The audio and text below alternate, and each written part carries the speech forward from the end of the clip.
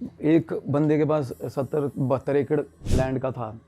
उसने ना एक बेटा उसका ज़्यादा करता था, तो एक बेटे को पता नहीं 32 किले दे दिए, बाकियों को 20-20 दिए।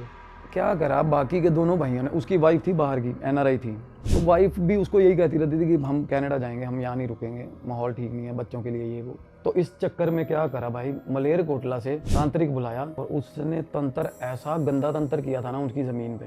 उसका हस्बैंड जब भी खेत जाता था ना, उसके पीछे भाग पड़ती थी वो चीज। वो खेत में पैर रखता था, उसको पता चल जाता था जहां से भी दूर है ना, वो खेतों में दूर 5 किले पार भी खड़ी है तो भाग के उसकी तरफ आती थी वो सीधी। बहुत गंदा तंत्र। और सबसे बड़ी प्रॉब्लम ये कि वो जिस तांत्रिक ने तंत्र किया था वो मर गया करके साला। तो होता क्या भाई, बेसिकली मेरे को पहले अप्रोच किया गया इस बात के लिए और मैंने ना रेमेडीज दे दी थी एज इट इज की। शुरू में ना इनिशियली ये भी नहीं कि हम चले ही जाएं सीधा ही हर किसी के पास, ठीक ठाक दूर थे वो। शी वाज लाइक हम मर जाएंगे सारा परिवार। मुझे ये नहीं पता था कि उस चीज के साथ जो एसोसिएटेड एंटिटी है ना, वो एंटिटी क्या है। एक तो होता है भाई फिजिकल वर्ल्ड में ना आपको चीजें दिखने लग जाए, समझ लो आपका काम खतरनाक बांध दिया हुआ किसी ने। अब उसका घर वाला भाई खेत जाता था ना, तो उसके पीछे भाग पड़ती थी भाई, उसके पैरों में आके फंसती थी वो चीज, कभी बाप बन के आ जाती थी उसका। वो बंदा पहले तो पागल कर दिया था उसने, एंड में उसकी फाइनली डेथ हुई थी। वो जिसको भी बंदी अप्रोच कर रही थी भाई, उसकी भी फट रही थी भाई। वो ये मेक श्योर कर रही थी कि ये इस बंदी की कोई हेल्प ना करे। तो अब तक वो चीज चल रही है? बिल्कुल चल रही है। ये जो मौत हुई थी ना, ये 16 साल पहले हुई थी। जिस भगत को दिखाया था ना, उस भगत को भी टांग दिया था उसने,